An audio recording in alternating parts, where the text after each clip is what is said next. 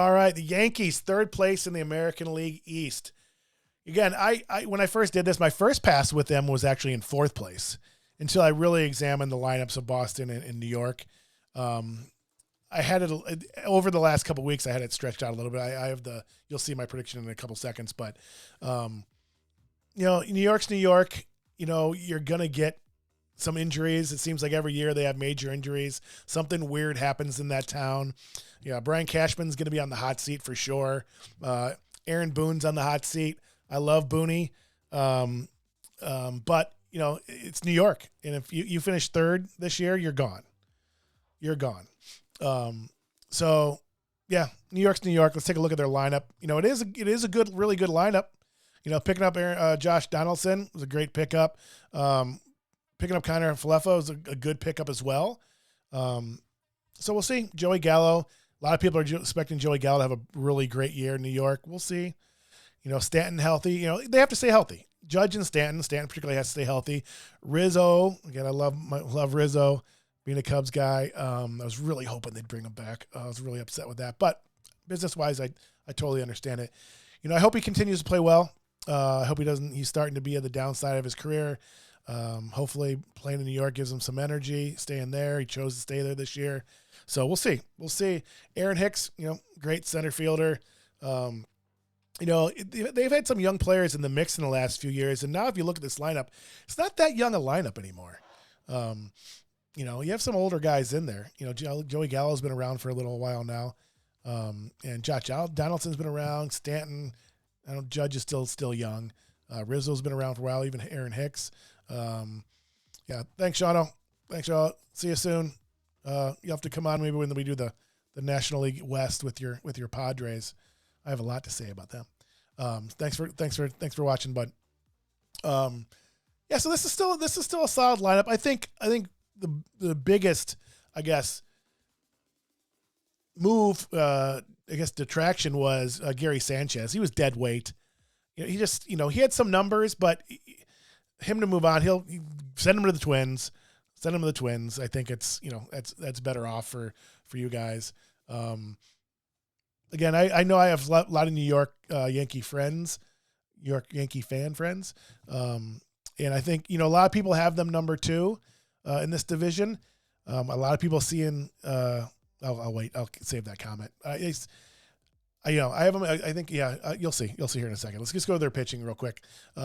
Again, Luis Severino coming back healthy and being there for the full year will be a huge help. Now that Garrett Cole finally, again, later in the year, figured out how to pitch or learned how to pitch again without the sticky substance. It was just ironic that right after that he started struggling, but he righted the ship. He righted the ship at the end. So I think my biggest concern with their staff is going to be their closer. I think Chapman again is on the downside of his career. People are starting to catch up to him. His control isn't as good as it was. So I think you're going to see some other arms. Chapman might be one of those guys that goes to the trade deadline too, or even they make a move sooner than that. They have a couple people that could step into the closer role. So that's one of the areas. The end of the rotation. We'll see. Again, it all comes down to pitching in most cases. This game now is so offense that sometimes offense can overcome mediocre pitching. But the Yankees just have to stay healthy. It seems like every year they have more injuries than anybody else. I don't know why that is. I'd love to do a little deeper dive on that. But yeah, they have to stay healthy. Still a really strong team. They can win anywhere from 100 games to 85 games. It just depends. Some prospects you're going to see. You're definitely going to see Clark Schmidt rather. They have some good young arms. Lewis Gill. They have some other people down in the minor league system that are ready to roll.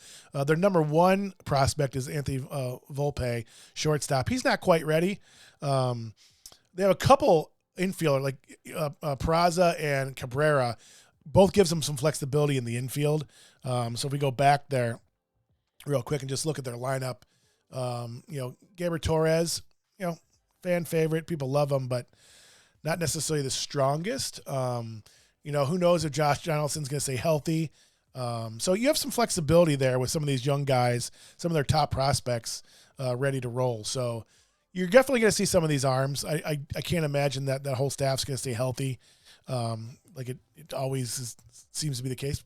Yeah, for most teams too. It's not like they're the only ones, but it just seems like New York is always snake bitten with injuries. But you're definitely going to see Clark Schmidt. He's a big time prospect. So same thing with Lewis Gill.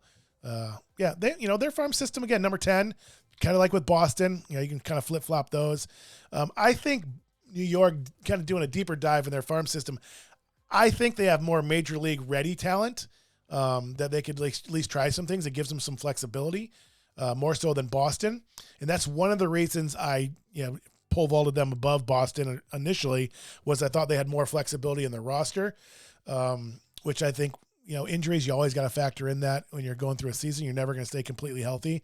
And I think they have more pieces, particularly arms, and some infield help, and two really good outfielders coming too. So again, it looks good for the Yankees. I mean, they still have to rebuild. They're always going to just kind of rebuild. I don't think the Yankees are ever going to kind of maintain a number 1, 2, 3, 4, 5 farm system. They may vault up there for some acquisitions they do during the trade deadlines and so forth for a couple of years, but they don't stay there because they go after the winning right now. They've always been like that. So we'll see what happens. So this is your kind of snapshot of the New York Yankees. I have them for 91 wins. I have 91 wins. That's only, basically what they did last year. Hold on a second. So, yeah, basically what they did last year. If I remember correctly, did they finish second last year? Yeah, they finished second. I think they finished second last year, where this says at the top. Yeah, tied for second with Boston. Yeah, they tied with Boston last year. So, again, I have Boston taking a couple steps back. I think they have them at 85 wins is what I had. New York at 91, and 71, third place in the American League East. How they contend, injuries from above them, the two teams above them. You have the Blue Jays and Rays. You're going to see in just a second. It wouldn't shock anybody if the Yankees ended up winning this division. I don't think it would be a world shocker if Boston had just a killer year. All the things lined up and had some career years from people and fewer injuries than the other teams, that Boston could get up there too. So these four teams, I say three teams. I think there's three teams in that mix. I think there's one team at the top. But I have the Yankees at 91 and 71, third place in the American League East. That brings me to